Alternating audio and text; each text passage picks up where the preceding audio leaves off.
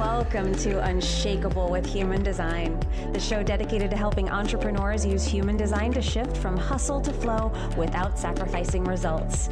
Come here to become an unshakable human and build an unshakable business according to your human design. I'm your host, Nicole Laino. Hello and welcome to Unshakable with Human Design, everybody. I'm your host, Nicole Laino. Happy New Year. It is the first day of 2025. Well, not as we're recording this, of course, but you listening, it is a brand new year. It is 2025. I am here with my dear friend, Christina Luna. I am so grateful to have you here for our kickoff of 2025, our first transit episode of 2025. How you doing, my friend? I am so grateful to be here. I'm really, really excited about the year ahead. I've been anticipating some of the changes that will happen in 2025, and it feels really, really good to be so dialed in with you on this. And I feel very ready and eyes wide open and prepared to step into this new year, which I know that sounds like I'm calling the year out, but I believe the last few years have prepared all of us in a very specific way for some of the changes that are about to occur, and I'm here for it. So you're looking at the whole year right now. You're kind of like are you getting like a big picture view of 2025 as you're coming into it, as well as we're going to, obviously we're going to talk about January, but are you looking at the year as a whole and what's coming? Well, that's actually kind of a trick question. I usually will do readings for an entire year. I record a lot of readings in the fall quarter and leading up to the first of the year. Because of the changes that are going to happen this year, I was specifically guided to only get into specifics for each quarter at a time. So I can tell you I have a lot of information about the first quarter, and we are going to be so fundamentally changed by the first quarter that it doesn't make sense for me to talk about the entire year at large. What I do know is there will be some giant background moving parts because the outer planets will be changing signs. We have a lot of big planets changing signs. And so part of the reason why we're taking this one chunk at a time, one quarter at a time, 1 month at a time, honestly, the best recipe is to take this one day at a time. So even recording a whole month in advance feels a little chunky, but I will say the best way to get the most out of this year, especially with the large changes that are happening, is to stay as present as possible. That being said, yeah, that's more important than ever because of the big changes that are going to be taking place this year. So when you're talking about the bigger outer planets, that when they're changing signs, what we're really talking about there is we're talking more collective changes, right? That's normally some more, not necessarily the individual, at least in human design, that's how we look at it, that becomes less of an individual theme, although of course you're part of it. But they're more of the things that are affecting all of us, that are going to be more about the stuff that you're just seeing happen, these greater themes of change in that particular way. Is that how you look at it with those changes, or you look at it differently? Yeah, for sure. I do. You can observe it in the collective, for sure.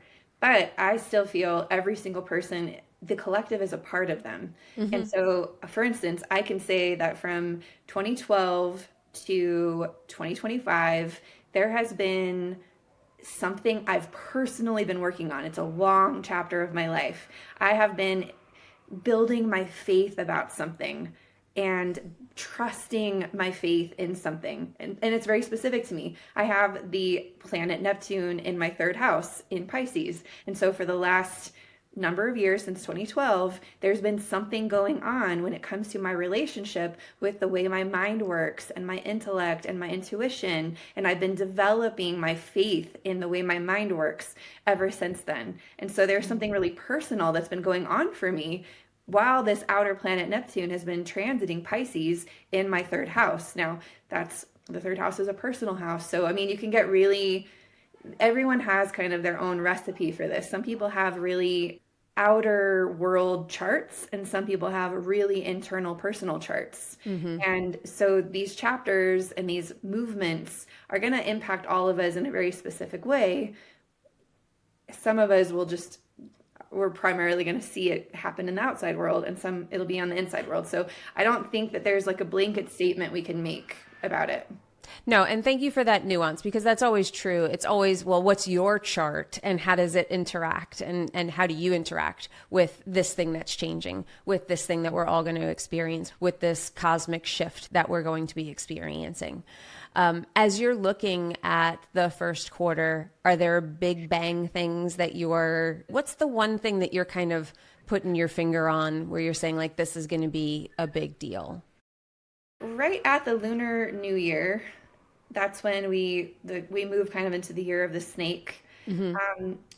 Really, I would love to say that there's like one day you should circle. There are several days you should circle, but I think if I was going to say like what's the big takeaway, know that what we're initiating in January, what we're tangibly intending to initiate in January, it's going to be tested in February.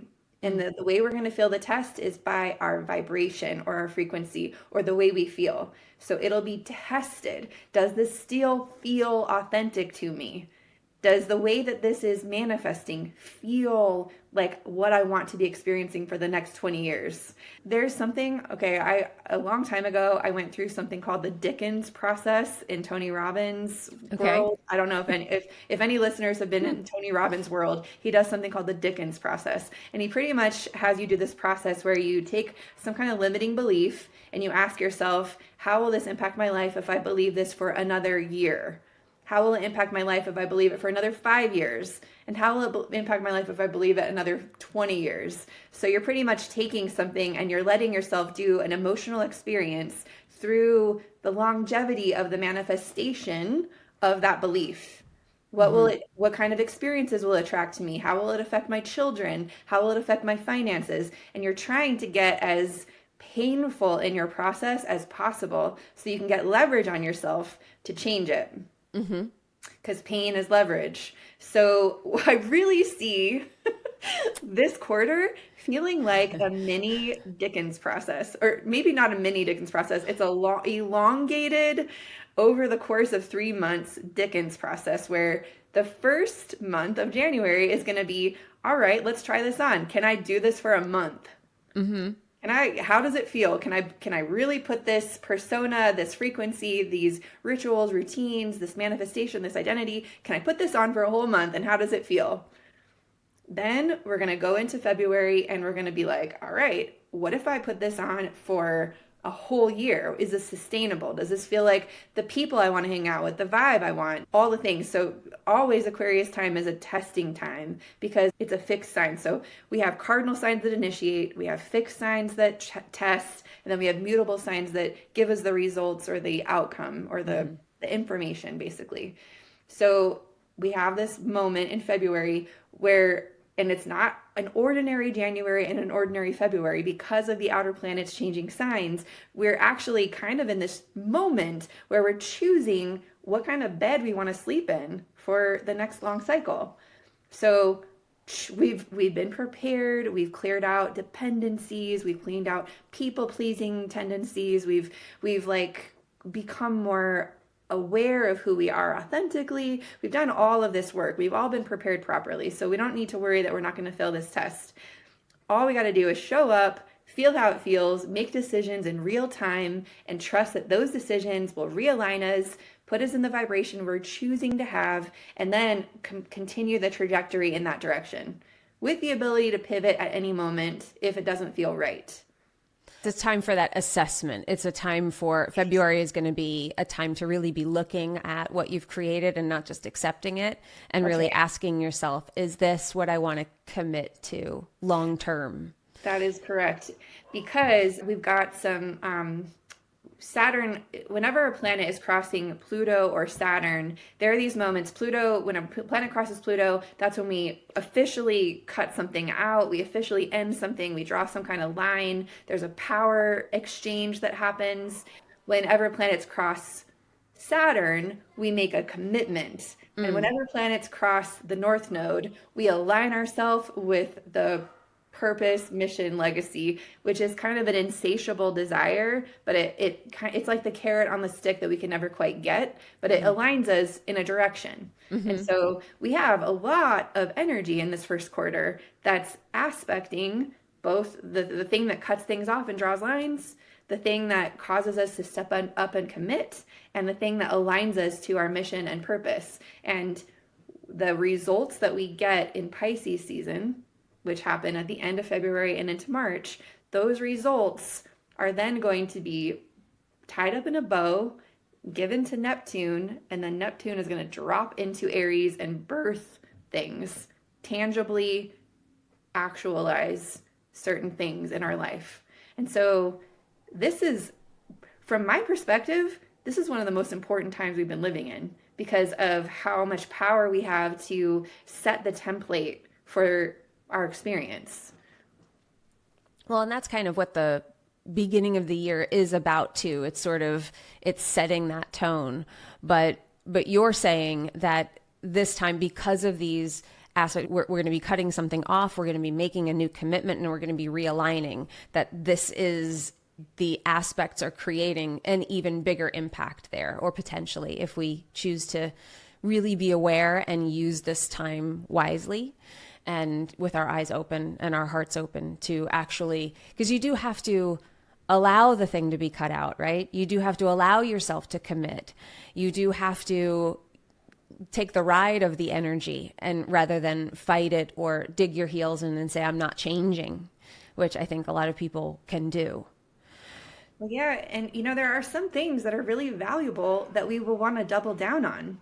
There are some things that will be tested and we'll say, no, this stands the test of change. All of these things in my life can change, but this thing, I'm going to double down on it. I'm recommitting. Like, this works for me. It's who I am, and I'm here for this. So it's not just that all these things need to be abandoned. This could be a time of really deeply strengthening our faith in ourselves, our character, our identity, things that we've earned through very diligent hard work ever since 2008 while Pluto was moving through Capricorn. Everyone wants to hate on Capricorn, but let me tell you, Capricorn creates masters. I'm learning a lot about Capricorn right now, actually, and we're in Capricorn season.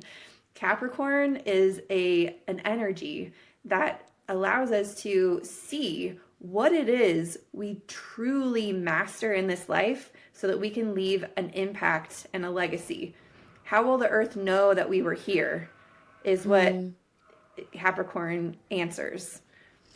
And from a human design perspective, when it comes to Capricorn, Capricorn largely has, almost all of it is spent in the root center. And the root center, so January kicks off where like we go through all of the gates in the root center. And the root center is a theme of fuel, pressure, and or stress. So anything could be pressure and stress, or it can be fuel. Your choice, how you use that energy. And there's very much a lesson of everything with the root center.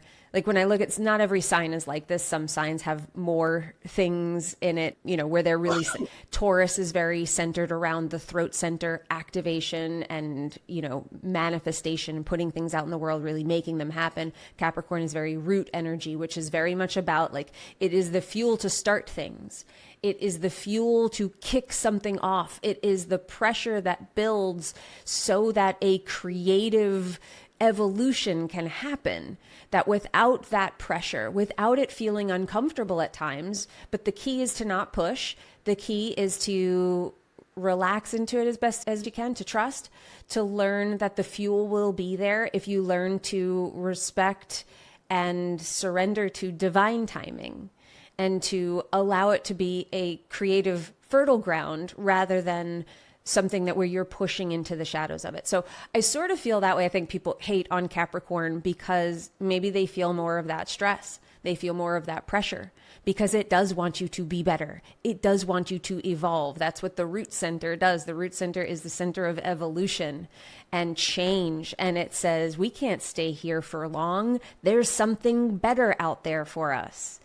So it dares to dream. It dares to kind of push you to something better. Like, I feel that, that's the energy that challenges me the most. That is the energy. And for me, having an open root, just from that human design perspective, one of my greatest lessons has been to not give in to the pressure of the outside world. And can I sit in it and experience it and feel it and trust that that something better is coming if I just respect the timing. If I just, can I chill in the moment rather than push through that moment? And the more I do that, the more the moments come and the better they are.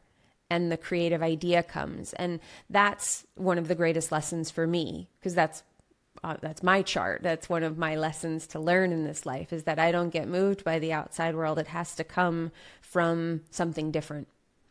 But as we're talking about faith, as we're talking about trust, I just want to get a little update on your Bliss experiment, because I'm going to ask you about this every month because I'm fascinated by this whole process that you're under. And if you guys haven't listened to the episode, it was our November episode, I believe, that you unveiled the Bliss experiment. And you talked to us and kind of gave us this little crash course in what you're doing, which is really figuring out or experiencing and experimenting with, can we not get swept up in the waves of everything? Do we have the ability to be above or below them if we choose? So how is it going? Are you in bliss? I am actually, and I can say that, I think I was feeling a little I was not feeling a little apprehensive about talking about it when we spoke in November.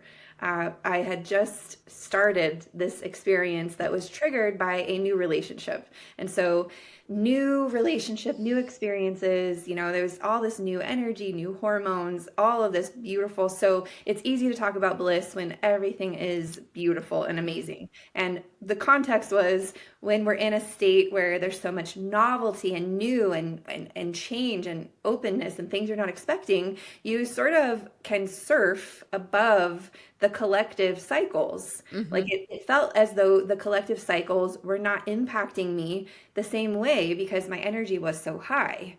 And when you have high energy, it sort of takes you out of the cultural field.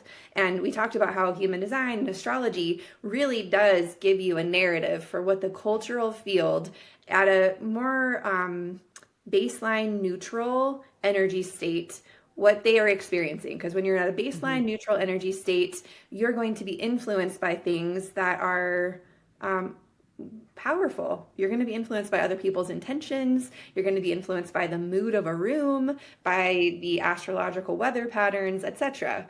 Gates of initiation, all these things, right? So neutrality is kind of the base level state that most of us stay in. We try to stay in neutral so that we don't drop below neutral and get like completely pummeled by pain. But I also talked about in that month that that's another avenue that can take you out of the collective, that pain, really intense moments of trauma or pain can drop you below the collective. And then the cycles of the collective don't impact you either because your energy is so low, you don't even have enough energy to move with those cycles of the cultural field. So I was fortunate enough to be, skating very high on all the novelty and newness of my relationship. And when we checked in for the December report, you asked me, is this still going strong? And I said, absolutely. Even though November was filled with challenges of intimacy and tests and fear, and a lot of people I spoke to were navigating, bouts of insecurity. I mean, Scorpio season is a challenging season for insecurity, and especially if you're entering into a new intimate relationship, you're going to have all of those intimacy triggers and attachment triggers impacted. However, one of the recipes I've discovered through that month was if I can remain securely seated within the present moment, if I can be secure with myself and continue to keep my heart open and allow the flow of authentic emotion to continuously be accessible to me without resistance, again, I noticed I stayed in a high state of bliss, and that did require some uncomfortable conversations that I was, not really wanting to have in a new relationship, but I did it anyway because I committed to being authentic and bold in the moment, right? So then we get into Sagittarius season, and Now you're asking me, well, how is that bliss? And Sagittarius season is a moment where you get new epiphanies, you understand new truths or guiding principles. And I will tell you, I actually experienced a family tragedy. It was not expected. It came out of nowhere. It was the kind of thing that can shake you all the way. It did. It shook me to my knees. I was like, there was a moment where all the wind was taken out, and I didn't even know what day of the week it was, right? So the sad thing is sometimes we don't really know what our guiding principles are until they're truly tested. It's true that you can be all kumbaya and happy when you have a new relationship and everything is bliss, right? But what is the internal state of bliss? What's deeply true in our bones and in our soul state when something really shakes you that could drop you to the bottom? Yeah. And I feel, as tragic as it was, I feel very fortunate that I had that experience because it gave me a level of confidence to know that bliss is real even in those times. The bliss of the present moment, even in the pain, in witnessing pain in others, in people that you never want to see in pain. There's a I could start crying about it now. There's a beauty in remaining open and present to the novelty of even pain, of something completely against everything we've wanted or expected or hoped for ourselves and for others. The openness to be with all of that feels like bliss too.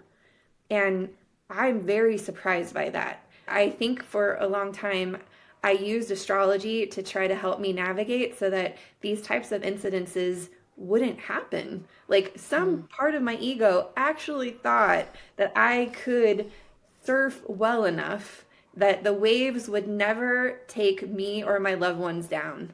And that is not the goal, what I found. I had access to the astrology before this event. We were all looking at the moment that this event could happen, and I was seeing nothing but good things. I was seeing nothing but evolution. I was seeing nothing but introduction to new experiences that I was reading as positive and beautiful.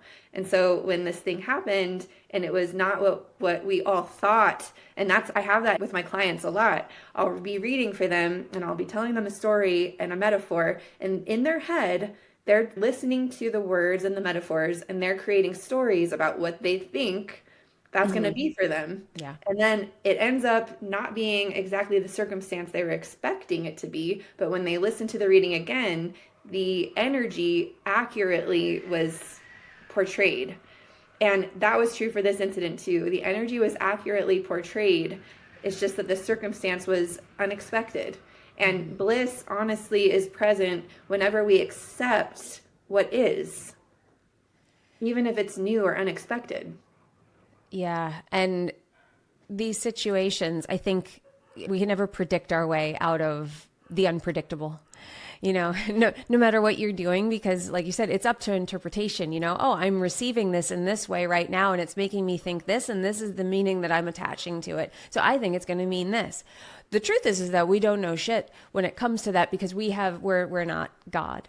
Mm-hmm. But thank you for sharing that, because I think that it can be, when we hear something like, we've sort of dubbed it the bliss experiment, but we call it the bliss experiment. It can feel like, can I stay in bliss all the time? And it's very easy when you're, high on the hog and things are going great and everything in life, you're in a new relationship where you're just riding the high of love and being in love, and it's the highest vibration there is for a reason. When you're in it, it can feel like I'm riding above the clouds. This is amazing. But thank you for sharing that here and your experience here, because I think a lot of people feel, well, I'm going through something so shitty right now. You don't know shit about my stuff. You don't know how bad it is. And I can't be in bliss, or I can't experience that because my circumstances are dictating I'm in a different place. Mm-hmm. And I think what you're saying is, if you're open to the experience itself, bliss is always there. Yeah, and I noticed a part of me pulling myself into doubt and fear. And I fortunately had a bank of intimacy built with my new relationship. And I was able to express all of my very authentic fears and doubts and worries and pain about the situation. And because I've been authentic with him this whole time, we get to this place where something truly terrible has happened. And he's able to reflect on it and say, reflect back to me, Christina, it seems like you're really good at being like a surf teacher, or you can read a surf report. And in no way does that mean that you control the ocean. Yeah. And these waves, we choose the waves that we decide to take, and they have inherent risk and reward. And we can learn to surf waves, but always the risk and reward of being alive is there. And so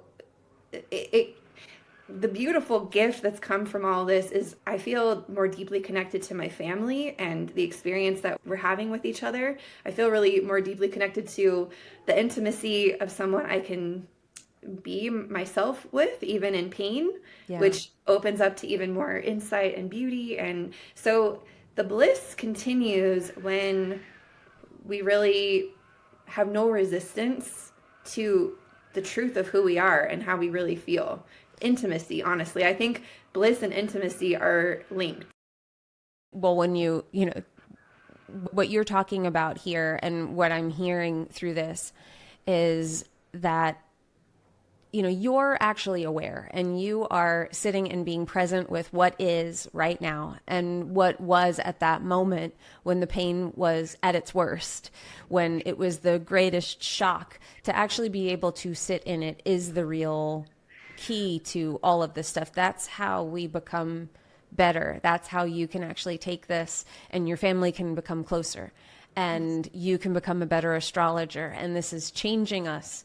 And I think that that's kind of what we're doing with all of this. You just happen to have a huge event that was, axis shifting for your family. I think the goal for all of us is to be so present in those moments, to just allow what is to be there and to feel it, and then to allow whatever it is that you feel to shift you and change you the way that it's meant to, in a constructive way.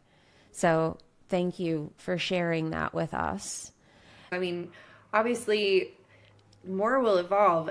I think especially this quarter is helping us to really focus on the network and the connections.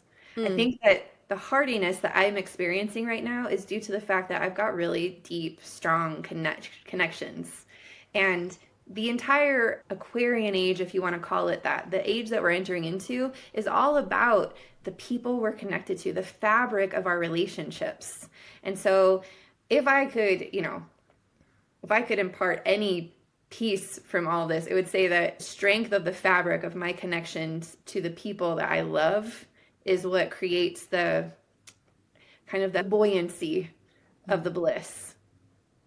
And if we could all focus more on whatever needs to happen, whatever authentic communication, whatever boldness, whatever novelty needs to happen to strengthen that fabric in our lives, that's really what the next 3 months is asking us to do. And now if we're looking at January, one of the things that's jumping out at me, and this is both a astrological and a human design thing, because they are largely the same thing. We just speak about them differently. But to me, I'm looking at the nodal shift, and that happens on the 11th, right? I think is the date that we actually have that crossover. The funny thing about human design is we are actually still in the same gate, but we're in different lines of that gate. So it's really funny. It's this gate 25.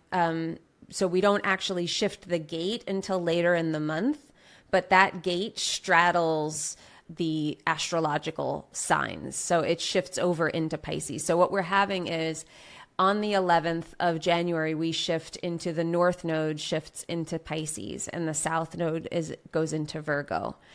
Now, can we talk a little bit about that shift? Because that's a big bang thing for me, because we don't change again until July of next year. I think it's like an 18-month sort of span. So this is big, and this is collective. This is something that we all feel. How are you looking at the shift to Pisces in the North Node and then that shift in the South Node to Virgo? Yeah, well, I think that there are no two signs that are more different than Aries and Pisces. I think Aries and Pisces are so, so, so very different. And so the fact that we've completed an entire cycle of the North Node moving, because it moves backwards, an entire cycle that began with it moving through Pisces all the way through the zodiac, all the way, evolving us all the way to the singular point of incarnation, which is 0 degrees Pisces. It's the moment in astrology, that's similar to the moment that a baby's body leaves the mother's body and becomes a separate body. That is that line. And so we've worked for all of these years to understand what it means to be an individual. When the North Node was moving through Taurus, we became more secure with ourselves. When it moved through Aries, we became more authentic with ourselves. And now with it moving into Pisces, it's like, good, now you know who you are and how you're separate from everything, but I want you to see that you are actually a very important piece of this fabric of the community, and you're going to have experiences that you won't be able to ignore, where you don't get to be an island. You are a very significant point within the entire fabric of this community, the entire fabric of the human consciousness. Like, Pisces is not even just small community, it's everything, all that is. And so I think when this shifts, there's going to be this little moment where we're going to be like, did I make that happen? Like, there's going to be this question, like, wait a minute, how is it possible that I'm sitting here in my own little world, in my own little island, which is very Virgo. Virgo likes to have their own little space with all their perfect little picture frames and everything's ordered exactly the way the Virgo likes the way it to be, right? I'm an island. Guilty. I can talk a lot about this. I'm separate, I'm an island, and you're not in my world. I'm a separate little world, right? That's where the South Node is going to be. So any place in your world where you think you're a separate little world, that's going to have an opening, and you're going to start to see that other people's dreams, other people's fears, desires, wishes, they impact you, and yours impact them. There's going to be an energetic understanding, hopefully, that we get over the next 18 months that will give us a greater level of responsibility and consciousness. So Virgo wants you to be responsible and have your kit in order, right? But we have our kit in order. Why? So that we can positively impact and understand what's mine and yours, and understand that we're impacting each other. What we're looking at with the Pisces and Virgo, we're looking at polarities. They're the opposites each other. So we get Pisces, which is, spiritual and open and connected, and Virgo, you brought up, like, I'm an island. I'm in Virgo North Node. So I am too. Yeah. So this I think will be rather interesting for us. The fact that we are literally, the universe is pushing us to stretch ourselves, really release some of those toxic, unhelpful Virgo traits for us, of perfectionism and control and isolation, separateness.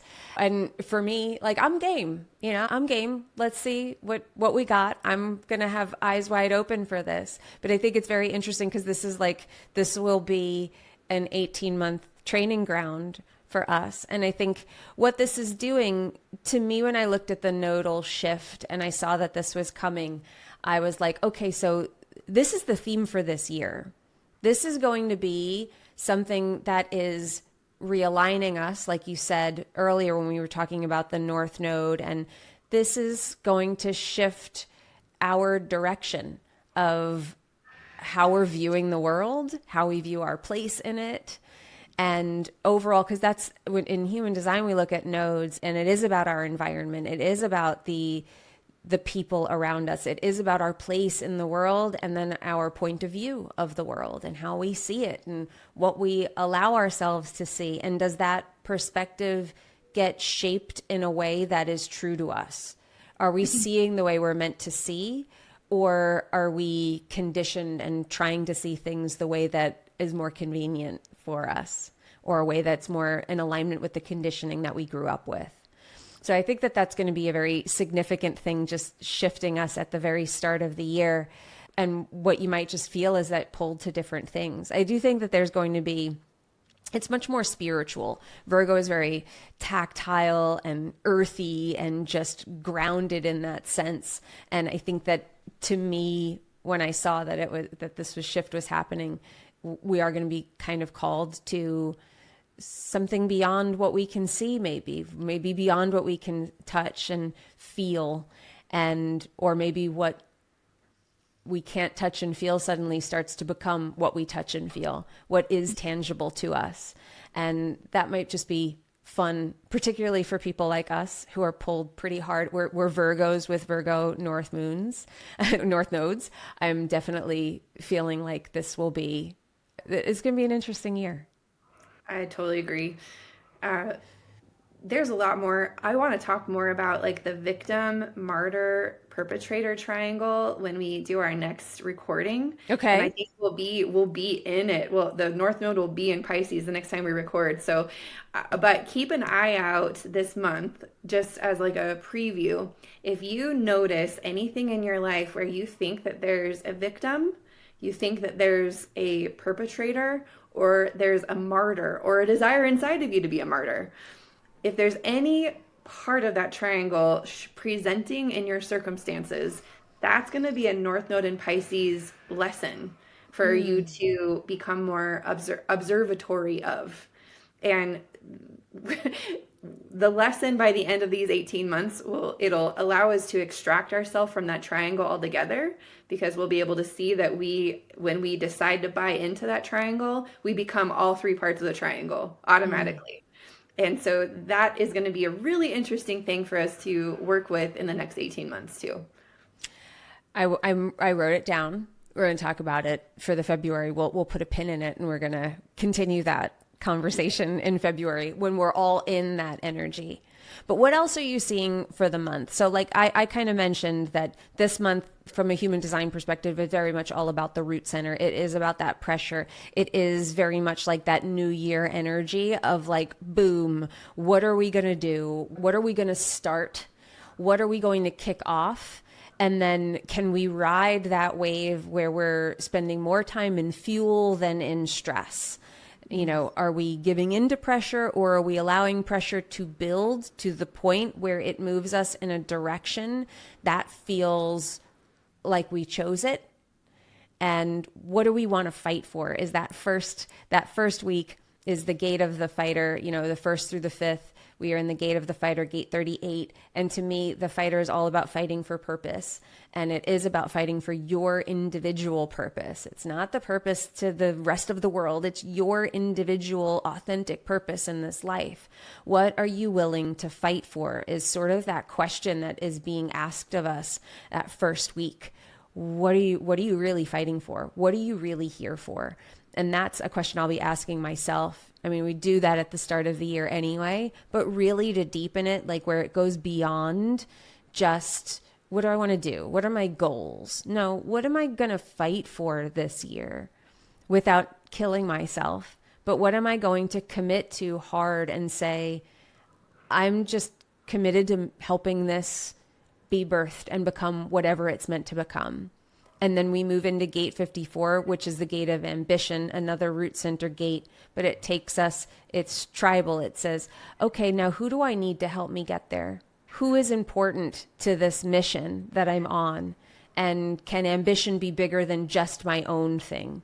Does it go beyond me and become something bigger? So that's kind of like that first half of the month. And that takes us through to that nodal shift, where it does become more about everybody else, where it does become more about our place in the whole. So those were kind of the themes that were standing out to me at the beginning of the month. How about for you?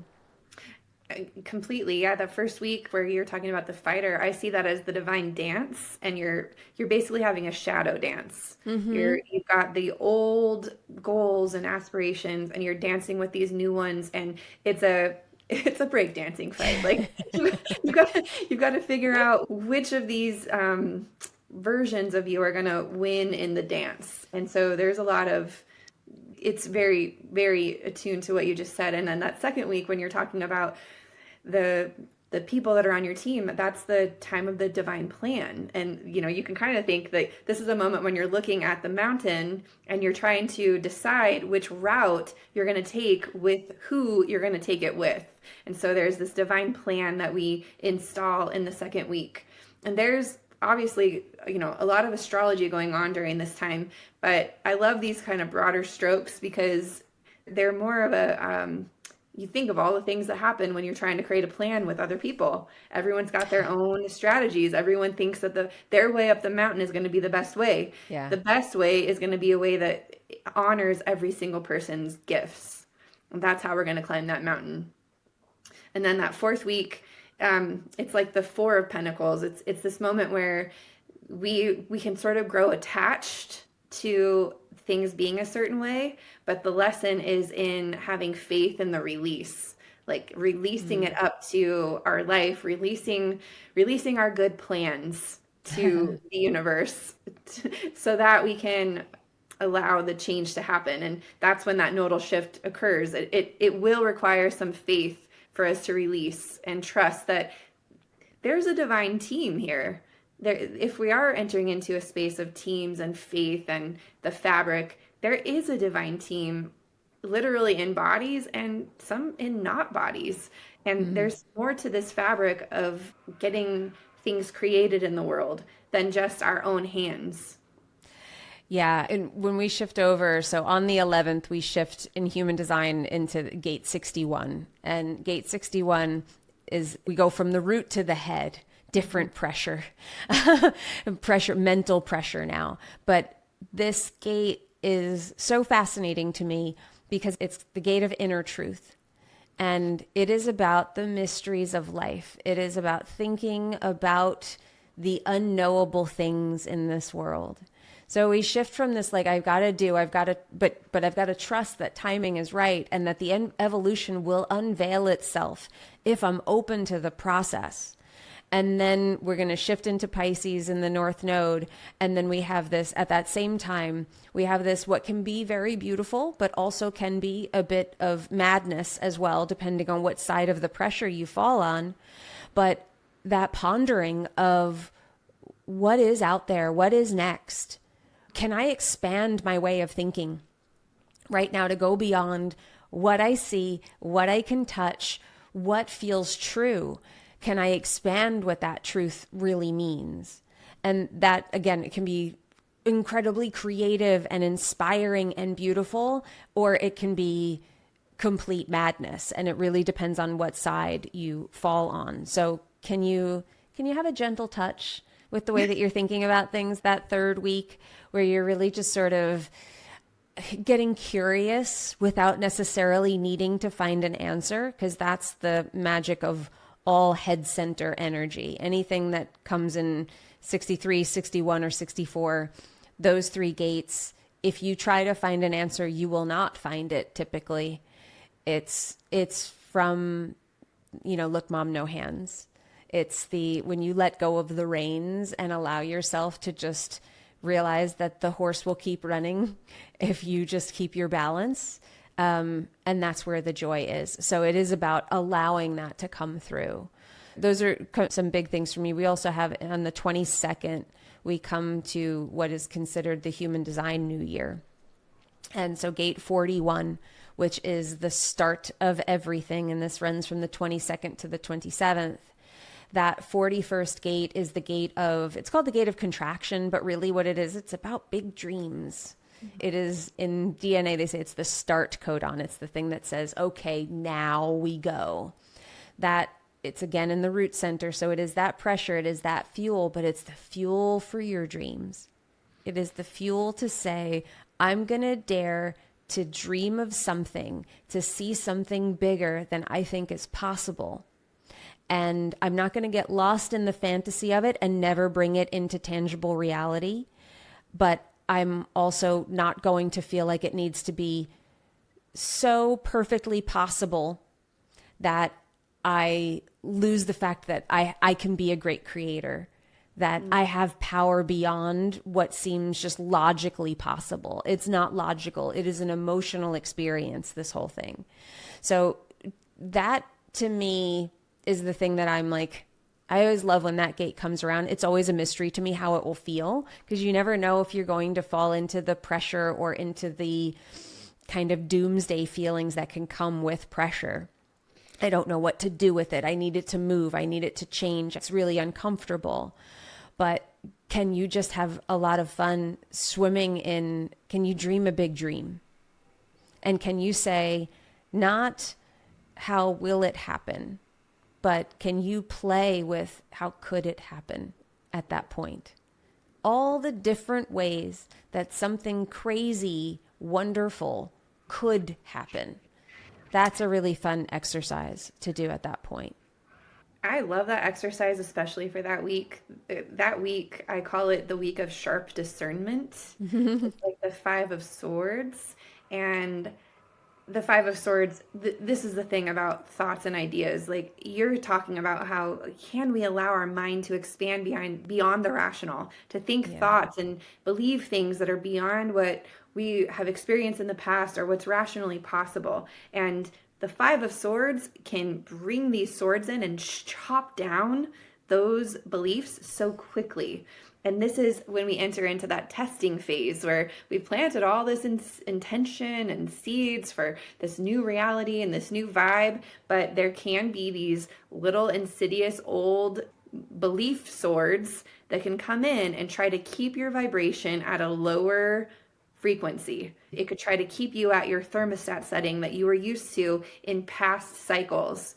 And this is an opportunity, like what you were saying, this is an opportunity to let those new novel ideas and beliefs slip past your regulation center and think the bigger dreams, turn the temperature up higher than your thermostat usually allows, see if you can get yourself beyond neutral into this new terrain and have sharp discernment when those old ideas and regulating thoughts try to come in to tell you that it's not safe, it's not going to work, you're not good enough, blah, blah, blah. Like, it's definitely a week where those tests are present.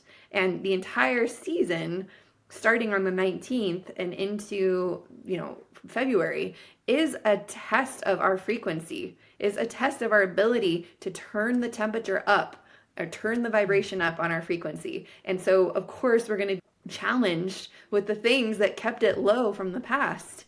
If you see it as that, just challenges, you can use your sharp discernment to allow the expansion to happen. That's beautiful. And to me, that's what the start of the year is about, right? We're going to dream big.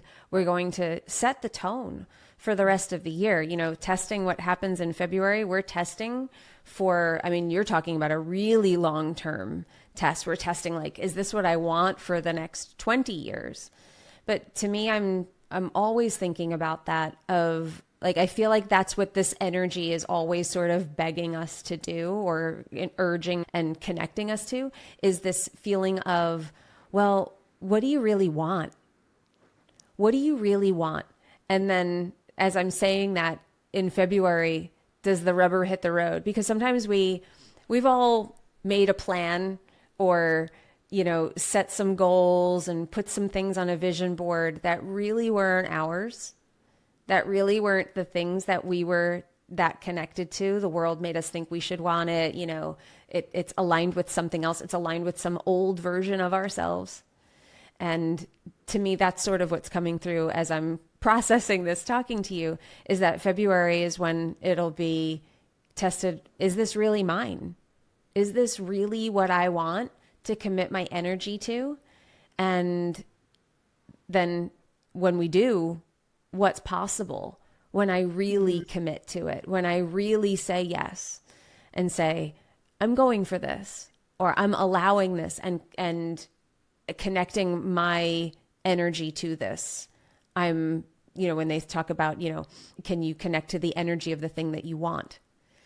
Maybe that's what February is doing for us. Are we really connected energetically to that thing that we say that we want, to those dreams that we dared to put out there? Yeah, and you look at the last week of February or January, you've got the Six of Swords, and this is the picture of this is a mother and child in a ship, and then there's this person, this male figure kind of at the head of the ship, steering that ship out of choppy waters into clear waters. And so this is the internal mind leading ourself, navigating through these swords so that we have the discernment to get out of the emotional choppy waters that the old belief system would create for ourselves. And we're nurturing our inner children through this passage. So it's really, the last week is really a time of letting our new beliefs, our new guiding principles help us to foster this healing and this nurturance of parts of us that were stuck. They were stuck in the past. They were stuck in old patterns. We're getting them through and navigating through into these new earth, this new reality. It's crossing over a body of water into a new place. And so, yeah, I do feel we're being set up so perfectly. And I do feel that the week that we need to really keep our discernment sharp is from the 19th to the 25th.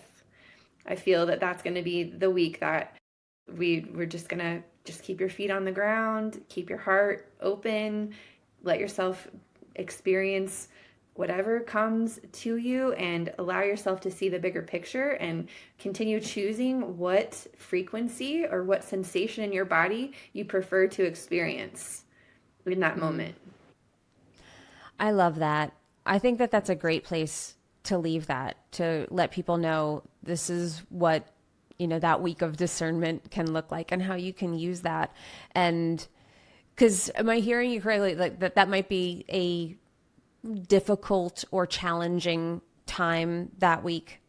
It could be if there's a lot of unconscious material that is ready to be processed. And that's an important distinction to make, because it's like there's no good or bad. It's just, how does it affect you? And if you're open to the experience, similar to what we were talking about with the Bliss experiment, if you're open to the experience, if you're open to what is happening, you stay present with it, then the lessons emerge. The work that you have to do becomes kind of apparent, or you work through it the way that you can, and then you emerge on the other side different, whatever different looks like. So I think that that's kind of always the way that we want you to be working with this stuff, is that there is no good or bad. It is just about, are you paying attention in a relaxed enough way that you can be in it without trying to control the whole thing. So anything that you want to leave everybody with before we sign off for this month?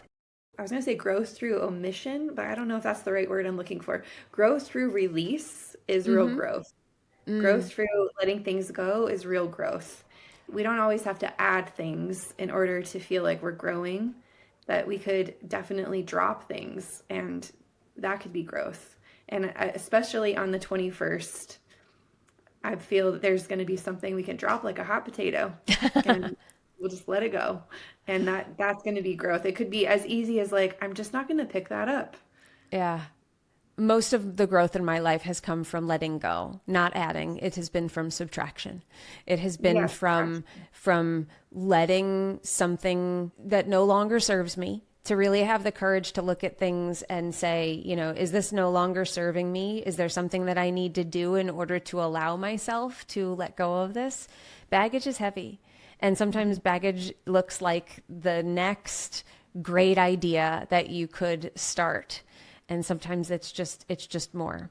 So I love that you shared that, because subtraction to me has always been my greatest path to growth, for sure. Yeah. So thank you all for being here. Thank you for making it all the way to the end of this episode with us, kicking off your year with Christina and myself. We are honored. We are very, very proud to be here with you. We can't wait for the rest of the year to be delivering these transit episodes and all the other episodes that we're going to do here on the show. Thank you for being here with us. Happy New Year to you. And remember, in order to have an unshakable business, you must first become an unshakable human. So thanks for letting us help you become unshakable with human design, everyone. We will see you next time. Bye-bye. If you love this episode and you're a fan of the show, please show us the love on iTunes, Spotify, or wherever you're listening to the show, and leave us a review. And if you'd like to connect with other entrepreneurs on their human design journey, join our free Facebook community, Human Design for Entrepreneurs. Go to NicoleLaino.me/podcast links to join the group, book a human design reading with me, or access our free human design resources. We'll see you there.